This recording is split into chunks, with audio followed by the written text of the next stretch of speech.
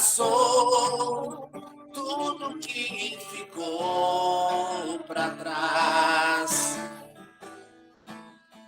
Olho pra você, corro pra você, teu amor me chama.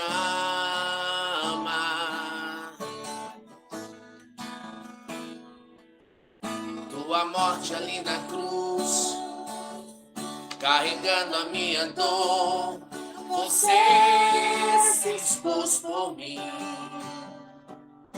entregou em meu lugar e me deu uma nova chance. Eu vou recomeçar. Deixe tudo na cruz. Vou deixar na cruz tudo que passou, tudo que ficou pra trás. Olho pra você, corro pra você, teu amor me chama.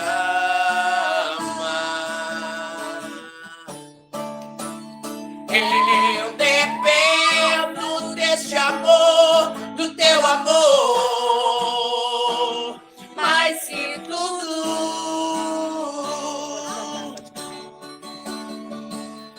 Eu confio que este amor tem poder pra curar dores.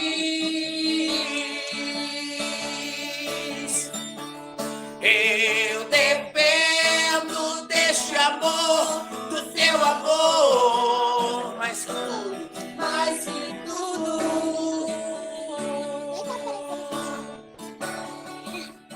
Eu confio que este amor tem poder pra curar dores.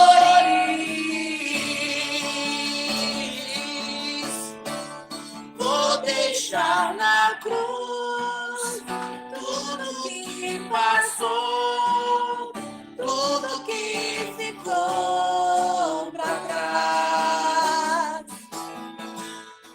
Olho pra você, corro pra você, teu amor me chama.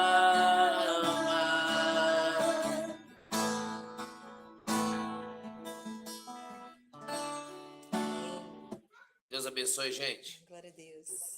Glória a Deus, Deus abençoa, muito obrigada. Vamos deixar na cruz, gente. Vamos deixar na cruz, pois o Senhor, Ele carregou os nossos pecados. Ele morreu naquela cruz para nos salvar.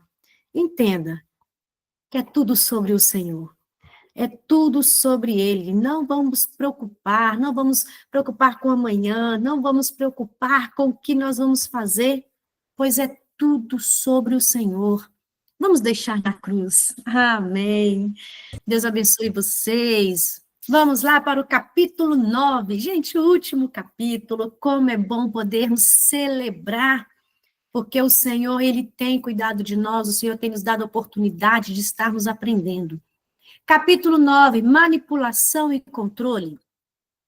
A definição para a palavra manipulação no dicionário Webster é manobrar ou influenciar de forma astuta ou errônea, controlar ou conduzir de forma hábil para um proveito pessoal. Controlar alguém é pecado. Esse é um tipo de feitiçaria.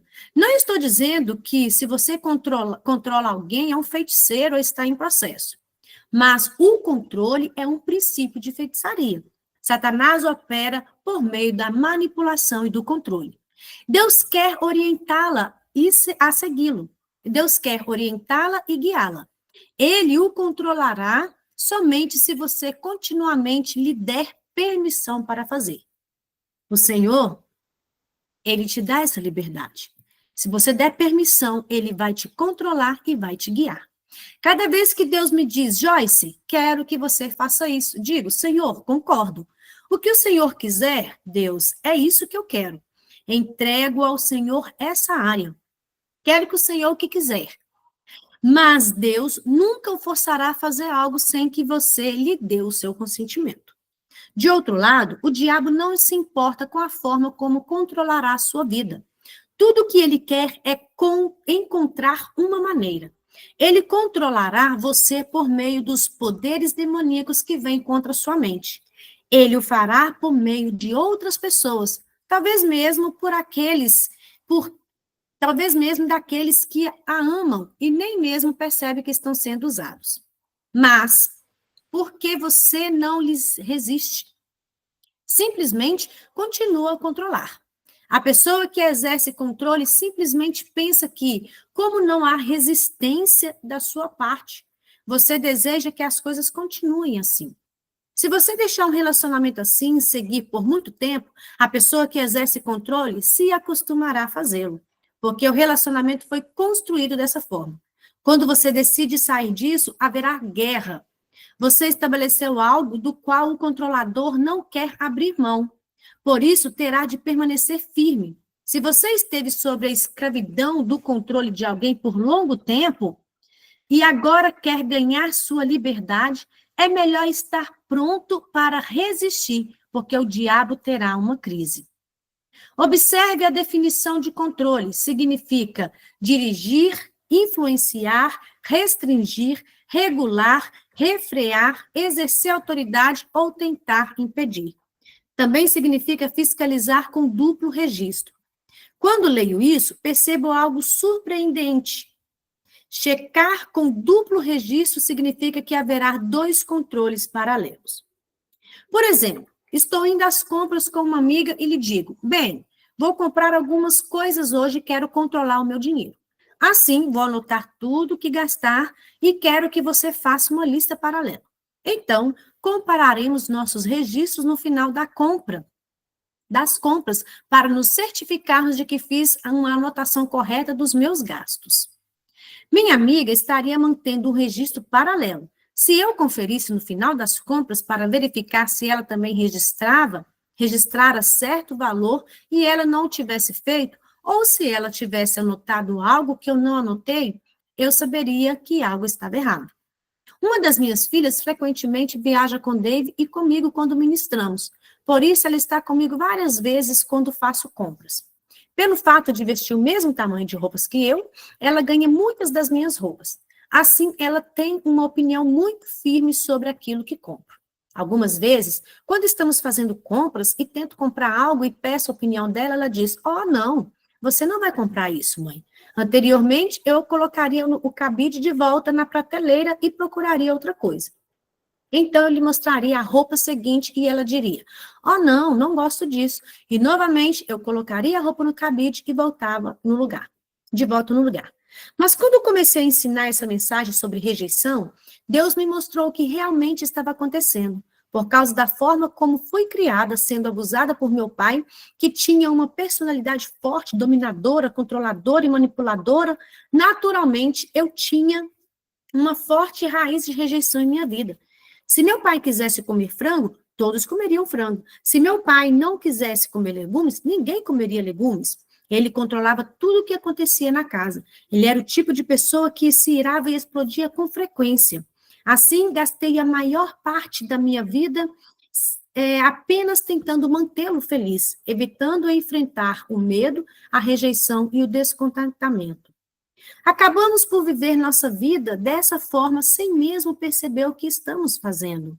E não parecia que o diabo nos controlava totalmente, porque ele pode facilmente usar outra pessoa para fazê-lo por ele. Uma pessoa que nem mesmo tem qualquer mau intento na mente. Minha filha não estava tentando me controlar. Ela estava dando sua opinião. Eu estava deixando a opinião dela me controlar por causa da raiz da rejeição. Haverá momento em que o diabo tentará controlar você por intermédio de uma pessoa realmente controladora, o que é outro problema. Não direi que o diabo não criará situações para colocar essas pessoas em sua vida, porque ele certamente o fará. Muitas vezes, aqueles que têm um terrível medo de rejeição se casam com alguém com uma vontade forte. Creio que Deus os coloca juntos, sabe por quê? Porque você nunca vencerá o medo do homem se não for forçado a confrontá-lo e a enfrentá-lo. Se você sempre procurar por alguém que não a rejeite e sempre disser: "Não me faça isso", Não me faça sofrer. Você realmente estará dizendo: não quero confrontar o problema. Não quero lidar mais com isso. Apenas estarei junto de pessoas mansas, doces, eternas, amorosas, que nunca me darão problemas. Mas isso não funcionará. Cedo ou tarde, para vencer o medo, você terá de resistir a alguém. Talvez seja um chefe, um amigo, um cônjuge ou um filho. Muitas vezes tem uma raiz de rejeição, tem filhos com vontade determinada. E a menos que ela lide com seus próprios medos, seus filhos a controlarão. Eu tinha um medo terrível de desagradar os outros e fazer as pessoas ficarem iradas. Por isso, sempre tentava manter todos satisfeitos. Eu simplesmente queria manter todos felizes. Não queria que alguém se desapontasse comigo. Eu tentava arduamente ser perfeita e viver minha vida de tal forma que ninguém encontrasse algo de errado em mim, pois assim não me rejeitariam, eu não teria de experimentar essa dor. Receber esse ensino de Deus realmente abriu os meus olhos. Quando percebi a verdade, comecei a levar esse conhecimento em minhas compras com minha filha. Percebi que ela realmente não se importava com o que eu comprava. Ela era uma filha muito boa e submissa. E tudo que eu deveria fazer era dizer-lhe: bem, gostei, por isso vou comprá-lo. E ela teria dito: está bem. E tudo terminava assim. Ela estava dando a opinião dela, mas o próprio medo de não agradar as pessoas me levava a ser conduzida pela opinião delas, em vez pelo meu próprio desejo. Quem nunca passou por isso, né? A gente vai fazer compras com algumas pessoas e a pessoa fala: não gostei. E você deixa de comprar por causa disso. Creio que todos já passaram por essa experiência. Então, você entender a sua opinião, é sua opinião. A opinião da outra, tá tudo bem. Não quer dizer que você vai rejeitá-la, que ela vai te rejeitar. Tá tudo bem, cada um tem um ponto de vista, cada um tem a sua opinião. Outro lado dessa questão é que algumas vezes, quando faço compras com ela, tenho dúvida se algo ficou bem em mim. Assim pergunto: o que você acha? Algumas vezes ela diz: não, realmente não gosto. Isso serve como confirmação de que eu realmente não devo comprar aquilo. Portanto, há necessidade de equilíbrio. Você não deve ficar irado com isso e começar a dizer a todos ao seu redor: não tente me dizer o que eu não devo fazer. Vou fazer o que quiser. E isso não é da sua conta. Não é isso, viu, gente? Não podemos tratar as pessoas assim. Tem que ter um equilíbrio. E agora vai vir sobre isso, olha, mantendo o equilíbrio necessário. Tenho aprendido que devemos ter equilíbrio. Sem ele, ouvimos uma mensagem de que gostamos e nos inclinamos para esse lado. E então, ouvimos outra mensagem e nos inclinamos para o outro lado. O que estamos fazendo é nos movendo sem equilíbrio de uma direção à outra. Nunca buscamos o equilíbrio e creio profundamente que devemos manter o equilíbrio necessário em nossa vida. Eis porque enfatizo que não estou ensinando rebelião. Não estou dizendo que nunca devemos ouvir a opinião dos outros ou que nunca devemos tentar agradar as pessoas. Certamente queremos manter as pessoas felizes, se pudermos. Algumas vezes faço coisas para ver meu marido feliz, porque eu o amo. Mas se eu fizesse essas coisas por causa de manipulação ou controle, odiando o que estava fazendo, sentindo que aquilo não era a vontade de Deus, ou interiormente ressentida, eu estaria desobedecendo a Deus. Se eu tentasse agradar a Dave, mas uma guerra secreta estivesse explodindo dentro de mim, isso causaria grandes problemas em minha vida e em meu casamento. Por muito tempo, em minha vida, permiti que os outros mantivessem um registro paralelo para mim. Em outras palavras, eu começava a fazer algo e imediatamente procurava um olhar de aprovação. Estava secretamente dizendo: está bem para você? Não é errado esperar a aprovação de ninguém ou obter um olhar de aprovação ocasionalmente. Mas é errado quando você começa a desmoronar se não obtiver tal coisa. Desafio a começar a resistir a algumas das coisas às quais você tem se dobrado, porque dobrar-se o faz infeliz, a menos que seja dobrar-se diante de Deus. Romanos 8:2 diz: pois a lei do Espírito da vida que está em Cristo Jesus, a lei do nosso novo ser, me libertou da lei do pecado e da morte. Estive meditando sobre esse versículo por muitos anos antes de compreendê-lo. Você sabe o que diz Romanos 8:2? Se eu deixar sua opinião tornar-se lei para mim, então estarei vivendo debaixo da lei do pecado e da morte. Isso é pecado para mim porque não estou seguindo o Espírito. Pecado produz morte para mim. Não estou dizendo que vou cair prostrado e morrer, mas sofrerei as coisas relacionadas com a morte. Isso matará o quê? Alegria. O ladrão vem somente para roubar, matar e destruir.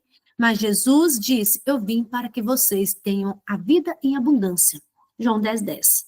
A lei do Espírito da vida em Cristo Jesus me libertou da lei do pecado e da morte. Agora sou livre para seguir a direção do Espírito Santo. Nós somos livres para seguir a direção do Espírito Santo. Agora, ajudando alguém com raiz da rejeição.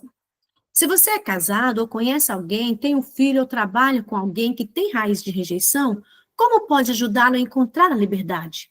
Quando você ama a Deus, quer ajudar outros a sair da escravidão, da raiz da rejeição, o que você pode fazer? Certamente, você não pode gastar toda a sua vida apenas andando nas pontas dos pés para não machucá-los, porque isso colocaria em escravidão. Mas você pode exortá-los, edificá-los e encorajá-los quando eles fizerem algo bom. Não ignore isso, né? O elogio quando eles fizerem algo bom, encorajá-los. Elogios, porque eles precisam de bastante encorajamento. Se fazem algo quase totalmente certo, com algum pequeno erro, não destaque o que fizeram de errado e nem ignore o que fizeram corretamente. À medida que você continua a encorajá-lo, descobrirá que após um tempo eles não precisarão disso tão frequentemente.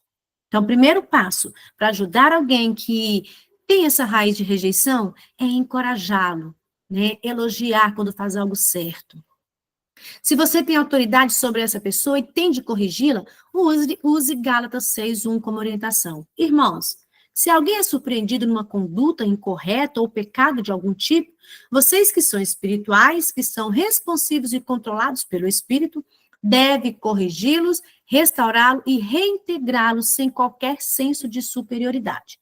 E com toda mansidão, permanecendo atentos a si mesmos, para que vocês também não sejam tentados. Não corrija com um ar de superioridade. Faça-o com gentileza e humildade. Porque Deus tem me dado uma personalidade forte. Me expresso de maneira bastante direta, mas tenho aprendido a ser dócil, gentil e amável com pessoas que se assustam com o meu tipo de personalidade. Porque estou numa posição de autoridade na maior parte do tempo. Algumas vezes tenho de corrigir pessoas. Quando faço, geralmente lhes conto sobre algo que fiz de errado e como pude superar aquilo. Todos nós fazemos coisas erradas. E essa pessoa a quem dirijo precisa saber que não é o caso isolado. Eu lhe digo, você é grande, você é uma pessoa maravilhosa, não quero isso a machuque e faça pensar que você não é boa. Nós não somos aquilo que nós fazemos. Muitas vezes erramos, né? Mas muitas pessoas também são assim, mas isso não define quem nós somos. Veja, não podemos deixar de corrigir as pessoas simplesmente porque elas têm uma raiz de rejeição, mas podemos abordá-las com amor e atentarmos para nunca nos aproveitarmos delas por causa das suas fraquezas. Manter o equilíbrio é muito importante e Deus tem todas as respostas.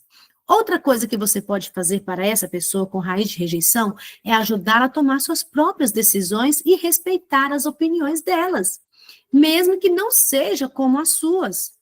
Foi o que nós falamos. Cada um tem a sua opinião. Encoraja ela a tomar uma decisão própria e respeita a opinião dela. Veja, você pode ajudá-las a ouvir a Deus. A pessoa com esse tipo de problema tende a vir a você cada vez que estiver por perto e perguntar: o que você acha que devo fazer? Diga-lhe: bem, penso que você deve ouvir a Deus, creio que você pode ouvi-lo. Se ela perguntar novamente o que você pensa que deveria fazer, então diga: bem, você me dirá o que pensa que Deus está dizendo, e então lhe direi o que penso. Se ela disser: bem, eu penso que Deus está dizendo isso e isso e isso, na maior parte das vezes, esse será o caminho certo para elas. Pode não ser exatamente o que você faria, mas você pode encorajá-la e dizer: Bem, provavelmente eu não faria dessa forma, mas penso que é bom para você. Você é uma pessoa que pode ouvir a Deus e ser dirigida por Ele. Veja, há muitas formas de ajudar a pessoa que tem uma raiz de rejeição. Deus os guiará pelo seu espírito e se seu desejo é ajudar. Resistindo à tentação de ser um controlador. Não poderia terminar esse livro sem dizer algumas coisas para aqueles que podem estar tentando controlar alguém.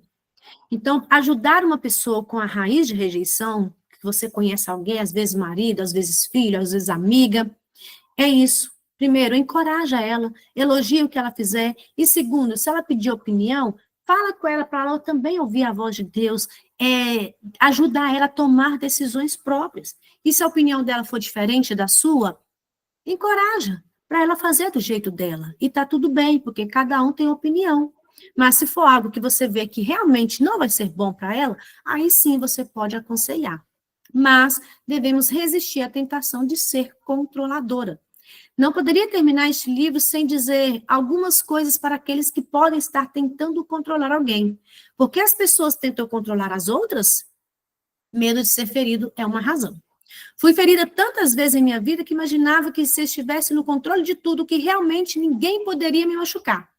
Realmente, operei em ambos os lados desse problema, por causa do medo da rejeição.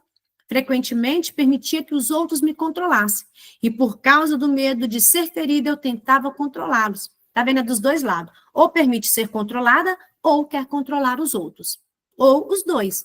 E por causa do medo de ser ferida, eu tentava controlá-los. Vivia atrapalhada e confusa, e somente a graça e a misericórdia de Deus e o seu poder e instrução da sua palavra puderam me libertar. E é fácil desejar ser livre, de permitir que os outros nos controlem. Mas é um pouco mais difícil desistir de controlar outras pessoas se você caiu nessa armadilha. Pessoas que são controladoras e manipuladoras são problemáticas e inseguras.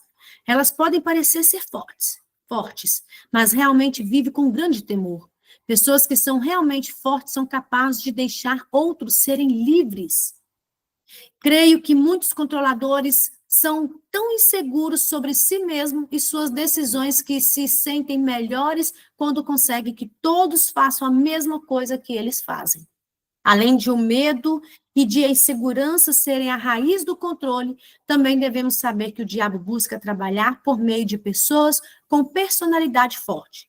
Pode não haver nada errado com essas pessoas, exceto que elas nasceram para liderar e ter personalidade forte. Elas são dotadas para manter as coisas funcionando na direção certa, motivar e levar as pessoas a prosseguir.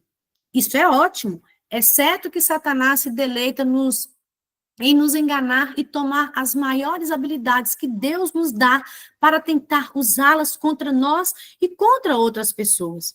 Ele tenta nos tirar do equilíbrio, porque Deus nos dá a habilidade. Mas o diabo, ele quer usar as nossas habilidades para controlar outras pessoas, olha só.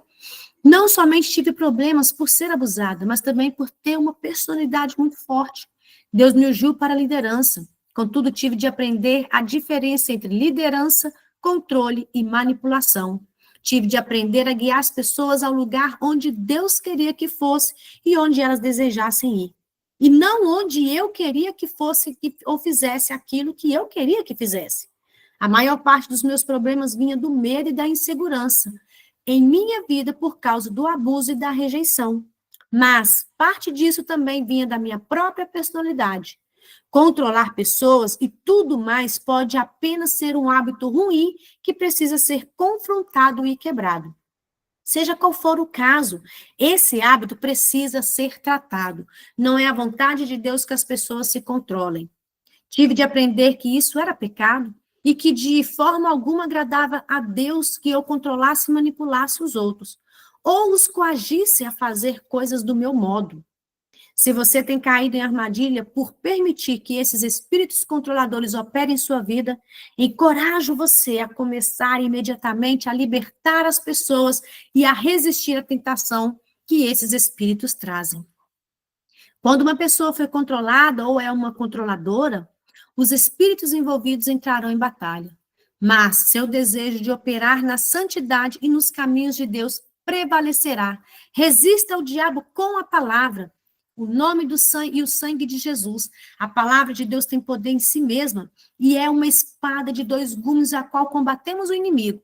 O nome de Jesus tem todo o poder investido nele. No nome dele, oramos e fazemos nossa petição a Deus, o Pai, e firmemente resistimos ao inimigo. Há poder no sangue do Cordeiro. Pela fé, podemos aplicá-lo em nosso favor e nas situações que enfrentamos. E experimentaremos libertação. Apocalipse 12, 11 diz, e eles o venceram, derrotaram por meio do sangue do Cordeiro e através do pronunciamento do seu testemunho. Você não foi criada para ser controlada ou ser uma controladora. Ambos trazem miséria. Não somente uma pessoa está em escravidão quando permite que os outros a controlem, mas também quando necessita estar no controle. Controlar a vida de uma pessoa é um trabalho árduo. É pesado demais. Sinto que tenho muito a fazer para cooperar com Deus com relação ao meu envolvimento com outras pessoas. Não quero interferir na vida de ninguém. Não quero me intrometer nas coisas dos outros. Tenho o suficiente para me preocupar comigo mesma. Se algumas dessas áreas estão fora do equilíbrio em sua vida, precisam ser reconciliadas. Isso significa trazê-las de volta ao lugar em que deveriam estar antes que o engano de Satanás entrasse em cena. Um grande versículo das Escrituras que gostaria de deixar com você é Colossenses 1:20. E Deus propôs que, por meio, pelo serviço e intervenção dele, o Filho, todas as coisas fossem completamente reconciliadas consigo mesmo, seja na terra ou no céu, para através dele, de quem? De Jesus, o Pai, fazer a paz por meio do sangue da sua cruz.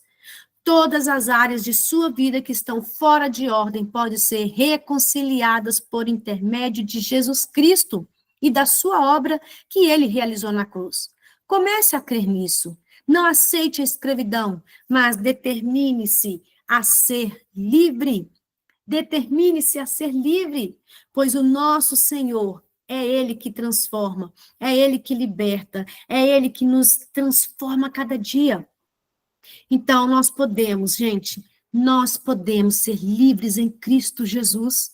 Podemos ser livres da rejeição, ser livres de ser controladas e ser livres de ser controladoras.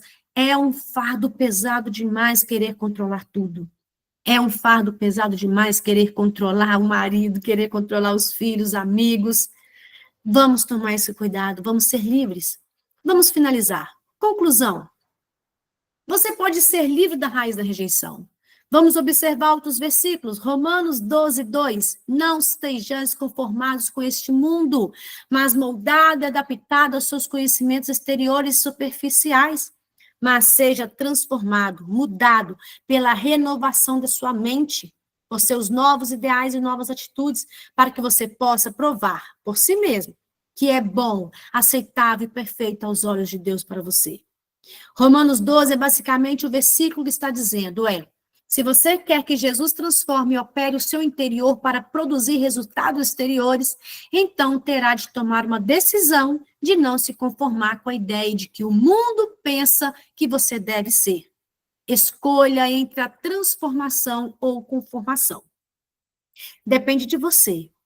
Transformar a sua mente pela renovação da palavra de Deus. Romanos 6, 7, 6.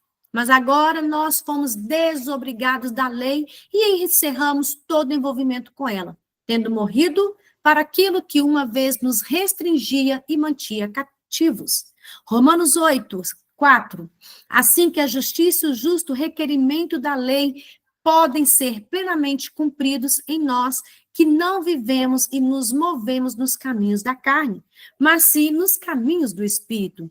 Nossa vida não são governadas pelos padrões ou de acordo com os ditames da carne, mas controladas pelo Espírito Santo. Pois todos que são guiados pelo Espírito de Deus são filhos de Deus. Pois o Espírito, o qual vocês agora receberam, não é um espírito de escravidão para colocá-los novamente na escravidão do medo. mas receberam o espírito de adoção, o espírito que produz filiação, que, na alegria na qual nós podemos chamar Abba, Pai. Paizinho, nós podemos chamar, nós fomos adotados, recebemos esse espírito.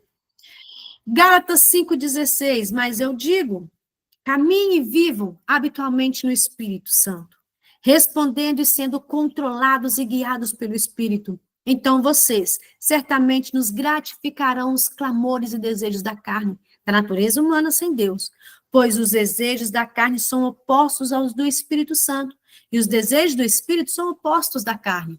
A natureza humana sem Deus, pois esses são antagônicos entre si, continuamente confrontando-se e conflitando um com o outro, nem a carne com o espírito, para que vocês não sejam livres, mas sejam impedidos de fazer aquilo que desejam. Gálatas 5. Em liberdade, Cristo nos fez livre. Então permaneçam firmes e não sejam enganados, enredados e submetidos novamente ao jugo da escravidão. Deus já fez você livre. Você está pronta a permanecer firme na liberdade que Deus lhe deu? O primeiro passo rumo à liberdade da raiz da rejeição é reconhecer a Jesus Cristo como seu Salvador pessoal. Em minha jornada rumo à minha própria cura, encontrei todo tipo de métodos instantâneos, oferecido pelo mundo ferido de hoje. Contudo, descobri que a única cura duradoura para a raiz da rejeição vem por intermédio de um relacionamento com Jesus Cristo. Ele tomou minha rejeição sobre si mesmo. Sua morte e rejeição compararam para você e para mim a libertação da dor e dos padrões de comportamento produzidos por toda uma vida de rejeição. Se você ainda não fez de Jesus Cristo seu Salvador, quer orar comigo agora? Se você ainda não fez, feche os seus olhos e ore comigo agora. Jesus, venho a ti como pecadora.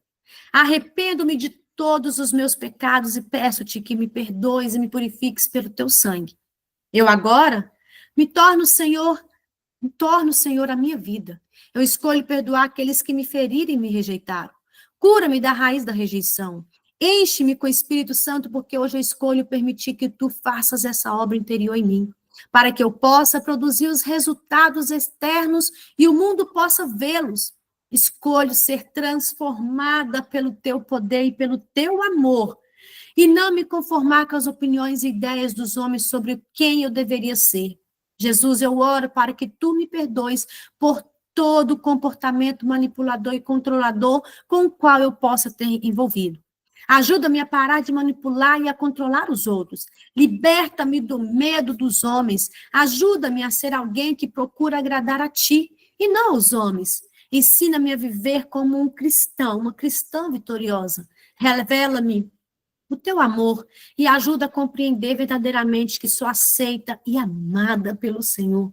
Faço esta oração em fé, esperando que resultados transformem a minha vida, em nome de Jesus. Amém. Finalizamos, gente, motivo de alegria, finalizamos mais um livro, graças a Deus, motivo de celebrarmos, motivos de celebrarmos, porque o Senhor tem nos dado graça, que nós conseguimos finalizar mais um livro. Que Deus abençoe vocês, até a próxima.